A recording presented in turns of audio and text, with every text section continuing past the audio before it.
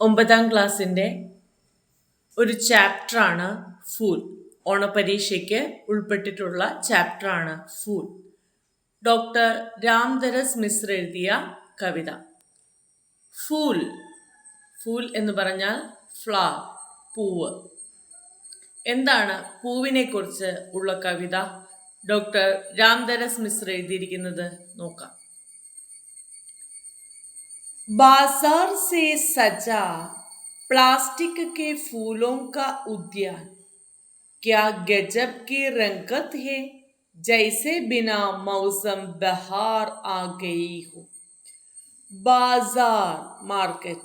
बाजार में സജ മാർക്കറ്റിൽ അലങ്കരിച്ച് വെച്ചിരിക്കുന്നു. സജ ഡെക്കറേറ്റ് ചെയ്ത് വെച്ചിരിക്കുന്നു. പ്ലാസ്റ്റിക് കെ ഫൂലോം ക ഉദ്യാൻ. എങ്ങനെയുള്ള പൂക്കളാണ്? പ്ലാസ്റ്റിക്കുകളുടെ പൂക്കളെ കൊണ്ട് ഉദ്യാനം തീർത്തു വെച്ചിരിക്കുന്നു. ഒരു വസന്തം ഗാർഡൻ തീർത്തു വെച്ചിരിക്കുന്നു. ക്യാ ഗജബ് കി രംഗത്ത് ഹേ. രംഗത്ത് കളർഫുൾ, ഗജബ് അത്ഭുതം.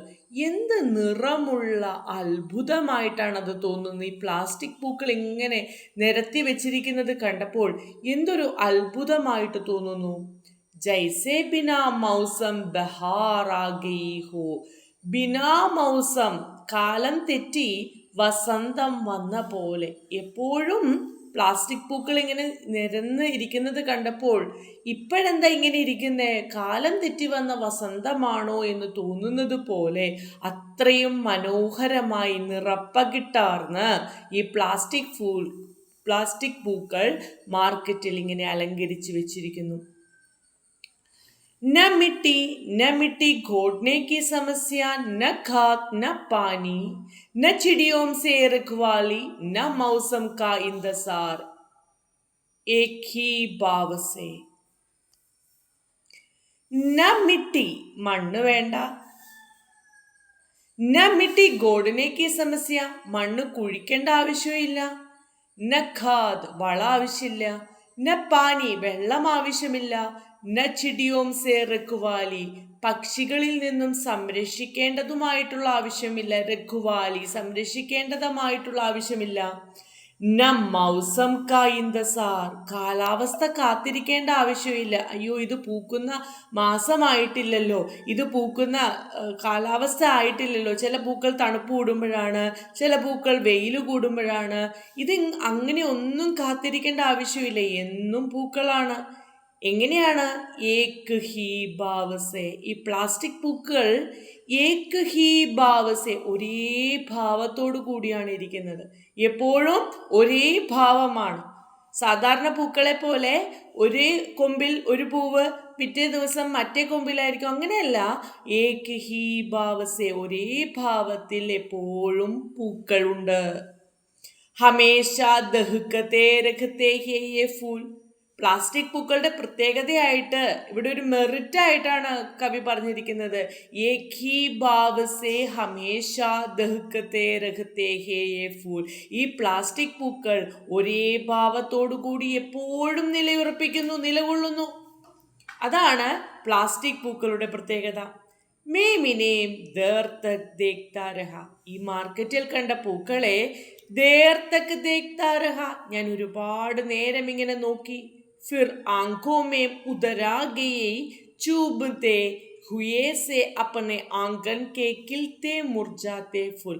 മേമിനെ ദേർ തക് ദേഖ്താ രഹ, ഞാനിതിനെ ഒരുപാട് നേരം നോക്കിയിരുന്നു. ഫിർ ആങ്കോ മേം ഉദരാഗി, പിന്നെ കണ്ണിൽ നിന്നും ഇറക്കിക്കളഞ്ഞു. എന്ത്?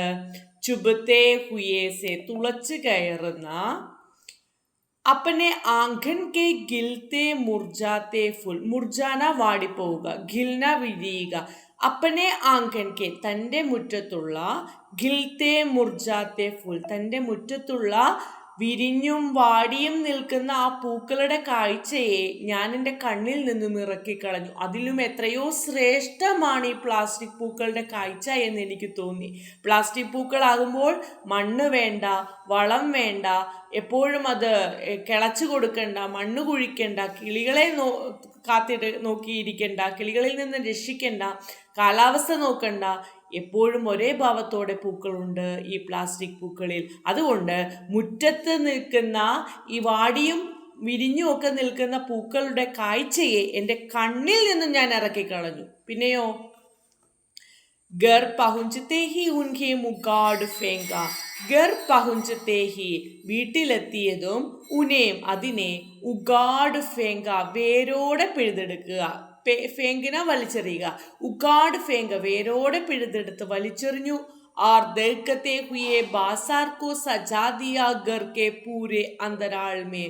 പൂരെ അന്തരാൾ സ്ഥലം, വീടിൻ്റെ മുഴുവൻ സ്ഥലങ്ങളും ഞാൻ എങ്ങനെ ബാസാറിൽ നിന്നും വാങ്ങിക്കൊണ്ടുവന്ന പൂക്കൾ കൊണ്ട് സജാദിയ അലങ്കരിച്ചു.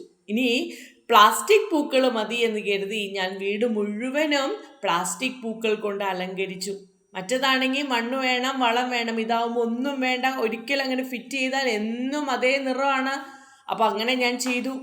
ദിൻ ബീത്തെ ദിവസങ്ങൾ കഴിഞ്ഞു. മഹീനെ ബീത്തെ മാസങ്ങൾ കഴിഞ്ഞു. മൗസം ബീത്തെ കാലാവസ്ഥകൾ കഴിഞ്ഞു. ഓരോ കാലാവസ്ഥ ക്ലൈമറ്റ് മാറി മാറി വന്നു. സാരാ ഗർ ഏക് റസ് ഇൻ രംഗോം സേ ഡൂബാ രഹാ. ഡൂബന മുഴുങ്ങുക. സാരാ ഗർ വീട് മുഴുവൻ ഏക് രസ് ഒരേ രസത്തിൽ തന്നെ ഇതേ നിറങ്ങളിൽ തന്നെ മുഴുകി നിന്നു. എപ്പോഴും ഒരേ ഭാവമായിരുന്നു എൻ്റെ വീട്ടിലെ ചെടികൾക്ക്. എപ്പോഴും ഒരേപോലെ തന്നെ നിറങ്ങൾ തന്ന് ഒരേപോലെ തന്നെ പൂക്കൾ നിന്നുകൊണ്ട് ആ ഒരു രസം വീട്ടിൽ നിന്നു. അപ്പോഴാണ് ഹവാവോംനെ കഹ, കാറ്റെന്നോട് ചോദിച്ചു, ഹമേം ഗന്ധ് ചാഹിയെ, ഞങ്ങൾക്ക് സുഗന്ധം തരൂ. കാറ്റിൻ്റെ ജോലി സുഗന്ധം പരത്തുക എന്നതാണ്. ഇപ്പോൾ പരത്താൻ ഞങ്ങൾക്ക് സുഗന്ധമില്ല.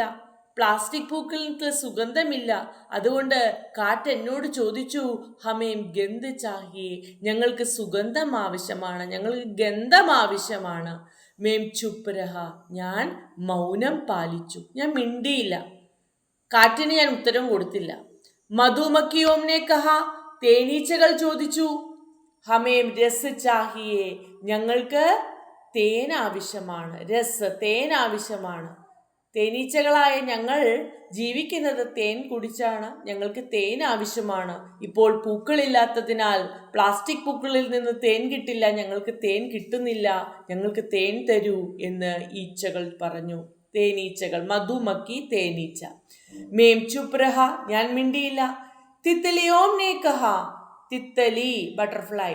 തിത്തലിയോംനെ കഹ, ബട്ടർഫ്ലൈസ് പറഞ്ഞു, പൂമ്പാറ്റകൾ പറഞ്ഞു, ഹമേ കോമൽ സ്പർശ ചാഹിയെ, ഞങ്ങൾക്കിരിക്കാൻ കോമളമായ സ്ഥലങ്ങൾ, സോഫ്റ്റ് ആയിട്ടുള്ള സ്ഥലങ്ങൾ ആവശ്യമാണ്. ഞങ്ങൾക്ക് ഈ പ്ലാസ്റ്റിക് പൂക്കളിൽ ഇരുന്നാൽ ഞങ്ങൾക്ക് സുഖം കിട്ടില്ല.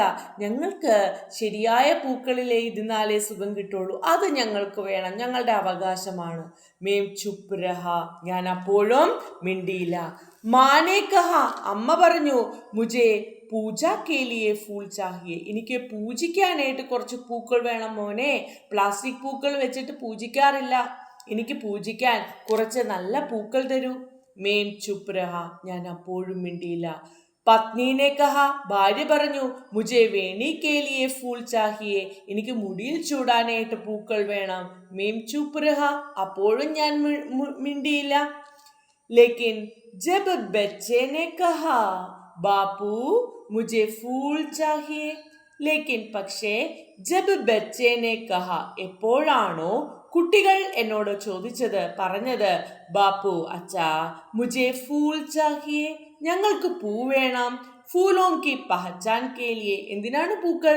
പൂക്കളെ ഒന്ന് പഹച്ചാൻ, തിരിച്ചറിയുന്നതിന് വേണ്ടി. അച്ഛാ, ഞങ്ങൾ പൂക്കള്, ശരിയായ പൂക്കൾ കണ്ടിട്ടില്ല. ഈ വീട്ടിലെങ്ങും പ്ലാസ്റ്റിക് പൂക്കളാണ്. ഞങ്ങൾ പ്ലാസ്റ്റിക് പൂക്കളെ കണ്ടിട്ടുള്ളൂ. ഞങ്ങളുടെ തലമുറയ്ക്ക് കാണാനായി ഒരു പൂ കാണിച്ചു തരൂ അച്ഛാ എന്ന് പറഞ്ഞപ്പോൾ മേം ചുപ്പ് നരസക, എനിക്ക് മിണ്ടാതിരിക്കാനായി സാധിച്ചില്ല. ഹൃദയ ഹാഹാകാർ കരുട, ഹാഹാകാർ വേദനയെയാണ് കാണിക്കുന്നത്. ഹൃദയം വേദനയാൽ ഉണർന്നു. അതായത് എൻ്റെ മക്കളെ കാണിക്കാനായിട്ട് ഒരു പൂവിനെ പോലും ഞാൻ സൂക്ഷിച്ചു വെച്ചില്ലല്ലോ. ഞാൻ അന്ന് പ്ലാസ്റ്റിക് പൂക്കൾ ഇവിടെ കൊണ്ടുവന്ന് വെച്ചപ്പോൾ എല്ലാ ജീവനുള്ള പൂക്കളെയും ജീവനുള്ള ചെടികളെയും ഞാൻ പിഴുതു കളഞ്ഞു. ഇപ്പോൾ എൻ്റെ മക്കൾ ചോദിക്കുന്നു അവർക്ക് നല്ലൊരു പൂ കാണണമെന്ന്. ഞാൻ എന്ത് ചെയ്യും? ഞാനൊരു പാപമാണല്ലോ ചെയ്തത് എന്നുള്ള വേദന എൻ്റെ ഹൃദയത്തിൽ അലയടിച്ചു. എനിക്ക് വേദനയായി. ഹായ് മേനെ ക്യാ കർ ദിയ. അയ്യോ, ഹായ് എന്നുള്ളത് വേദനയെ കാണിക്കുന്നതാണ്. ഹായ് മേനെ ക്യാ കർ ദിയ, ഞാൻ എന്താ ചെയ്തത്? കി ബച്ചെ ഫൂലോം കി പഹചാൻ സെ വഞ്ചിത് ഹോ ജായേ. വഞ്ചിക്കപ്പെടുക, വഞ്ചിത്. എൻ്റെ കുട്ടികളെ ഫൂലോം കി പഹചാൻ സെ, പൂക്കൾ കാണുന്നതിൽ നിന്നും വഞ്ചിത് ഹോ ജായേ, വഞ്ചിക്കപ്പെട്ടിരിക്കുന്നു. പുതിയ തലമുറയെ കാണിക്കുന്നതിന് വേണ്ടി ഒരു പൂ പോലും ഇന്ന് ഈ സമൂഹത്തിൽ, ഈ മുറ്റത്ത്, ഈ ലോകത്ത് വെച്ചു പിടിപ്പിക്കാതെ പോയിരിക്കുന്നു. ഒരച്ഛൻ എന്ന നിലയിൽ എൻ്റെ മക്കളെ ഞാൻ വഞ്ചിച്ചിരിക്കുന്നു. മേനെ പ്ലാസ്റ്റിക് കെ സാരെ ഫൂൾ തോട് ഡാലെ. ഉടനെ ഞാൻ എന്താ ചെയ്തത്? മേനെ പ്ലാസ്റ്റിക് കെ സാരെ ഫൂൾ തോട് ഡാലെ. തോട് പൊട്ടിക്കുക. സാരെ ഫൂൽ, എല്ലാ പൂക്കളും, പ്ലാസ്റ്റിക്കിൻ്റെതായിട്ടുള്ള വെച്ചിരുന്ന എല്ലാ പൂക്കളും ഒരു കാലത്ത് ഞാൻ മാർക്കറ്റിൽ നിന്നും വാങ്ങിക്കൊണ്ടുവന്ന്, മണ്ണ് വേണ്ട, വെള്ളം വേണ്ട, സംരക്ഷണം വേണ്ട എന്നോർത്ത്, എളുപ്പമല്ലേ എന്ന് കരുതി ഞാൻ ആ പ്ലാസ്റ്റിക്കിലോട്ട് തിരിഞ്ഞു. വാങ്ങിയ പ്ലാസ്റ്റിക് പൂക്കളെല്ലാം പൊട്ടിച്ചു കളഞ്ഞു. Or ഫാഫഡ Laker. ഫാഫഡ എന്ന് പറയുന്നത് മുറ്റത്ത് പണി ചെയ്യുന്ന ആയുധമാണ്. തൂമ്പ എന്ന് നമുക്ക് പറയാം, തൂമ്പ. ആ ഫാഫഡ ലേക്കർ, ആ മൺവെട്ടി അല്ലെങ്കിൽ തൂമ്പ എടുത്തിട്ട് അപ്പനെ ആംഗൻ കി മിട്ടി സേ ചൂഞ്ചിനെ ലഗ. തൻ്റെ മുറ്റത്തുള്ള മിട്ടി, മണ്ണിൽ ചൂഞ്ചിനെ ലഗ, ഇറങ്ങിച്ചെന്നു. ആ മുറ്റത്തുള്ള മണ്ണുമായിട്ട് ഞാൻ മല്ലിട്ടു. മണ്ണിലേക്ക് ഞാൻ ചെന്നു. ചൂഞ്ചിനെ ലഗ, ഉഴുതുക, മണ്ണിലേക്ക് ചെല്ലുക. മിട്ടി മുസ്കുരായെ. ഞാൻ ചെന്നപ്പോൾ മിട്ടി മുസ്കുരായെ, മണ്ണ് ചിരിച്ചു. ഹവ ഖിൽഖിലായി, കാറ്റ് ഖിൽഖിലായി, ഇളകിയാടി. ഞാൻ മണ്ണിലേക്ക് ചെന്നപ്പോൾ മണ്ണ് ചിരിച്ചുകൊണ്ടും കാറ്റ് ഇളകിയാടിക്കൊണ്ടും ജൽ കള് കള് കള് കള് ഗാനേലക. അതിലൂടെ ഒഴുകിയിരുന്ന വെള്ളമുണ്ടല്ലോ, കളകള ആരവം മുഴക്കാനും തുടങ്ങി. അതായത് പ്രകൃതി ഉണർന്നു എന്നാണ് കവിതയുടെ അവസാനം പറയുന്നത്. അപ്പോൾ ഈ ഫൂൽ എന്ന കവിതയിൽ കവി ഉദ്ദേശിക്കുന്നത് ഇത്രയുമാണ്. മനുഷ്യൻ ആധുനികമായ കാര്യങ്ങളിൽ മുഴുകി പഴമയെ വെടിഞ്ഞ് പോകുമ്പോൾ പുതിയ തലമുറയാണ് അതിൽ വഞ്ചിതരാകുന്നത്. നമുക്കറിയാം, നമ്മുടെ പഴയ തലമുറ ഉപയോഗിച്ചിരുന്ന പല കാര്യങ്ങളും, പല വസ്തുക്കളും നമുക്ക് കേട്ടറിവ് മാത്രമാണുള്ളത്. പക്ഷെ അതുപോലെ നമ്മുടെ പൂക്കൾ, നമുക്ക് ചുറ്റുമുള്ള പ്രകൃതി അങ്ങനെ ആവരുത്. നമ്മുടെ വരും തലമുറയ്ക്ക് കാണാനായി നമ്മൾ അതിനെ കാത്തു സൂക്ഷിക്കണം. പ്ലാസ്റ്റിക് പൂക്കൾക്ക് ഗന്ധമില്ല, അതിൽ തേനില്ല. ആ ഗന്ധവും തേനും എല്ലാം രുചിക്കുന്ന, അതുകൊണ്ട് ജീവിക്കുന്ന ഒത്തിരി മറ്റു ജീവികൾ പ്രകൃതിയിലുണ്ട്. ഇതെല്ലാം ചേരുമ്പോഴാണ് പ്രകൃതി ബാലൻസ്ഡ് ആവുന്നത്. അതുകൊണ്ട് നമ്മൾ സ്വാർത്ഥരായി പോകാതെ, നമ്മുടെ എളുപ്പപ്പണികൾ നോക്കി നമ്മൾ ആധുനികതയിലേക്ക് പോവാതെ, നമ്മൾ നമ്മുടെ തനിമയെ, നമ്മുടെ നാടിൻ്റെ മഹിമയെ ചേർത്ത് പിടിക്കണമെന്നാണ് ഡോക്ടർ രാംധരസ് മിശ്ര ഫൂൽ എന്ന സുന്ദരമായ കവിതയിലൂടെ പറയുന്നത്. വളരെ സിമ്പിളായിട്ട് അദ്ദേഹത്തിൻ്റെ ജീവിതത്തിലുള്ള അനുഭവത്തിലൂടെ കവിതയിലേക്ക് തുറക്കുമ്പോൾ വലിയൊരു ആശയം കൂടിയാണ് അദ്ദേഹം പങ്കുവെക്കുന്നത്. നമ്മൾ നമ്മുടെ പ്രകൃതിയെ സംരക്ഷിക്കണം. മണ്ണിലേക്ക് ഇറങ്ങിച്ചെന്ന് മണ്ണിനെ സ്നേഹിക്കണം. മണ്ണ് ചിരിക്കും, മണ്ണ് നമ്മളെ സ്നേഹിക്കും. അതിൻ്റെ ഫലമാണ് പൂക്കൾ. മണ്ണ്, നമ്മൾ ചെടിയെ സ്നേഹിക്കുമ്പോൾ അതിന് ജീവനുണ്ട്. നമുക്ക് തരുന്ന തിരിച്ചുള്ള സ്നേഹമാണ് അതിലെ പൂക്കൾ.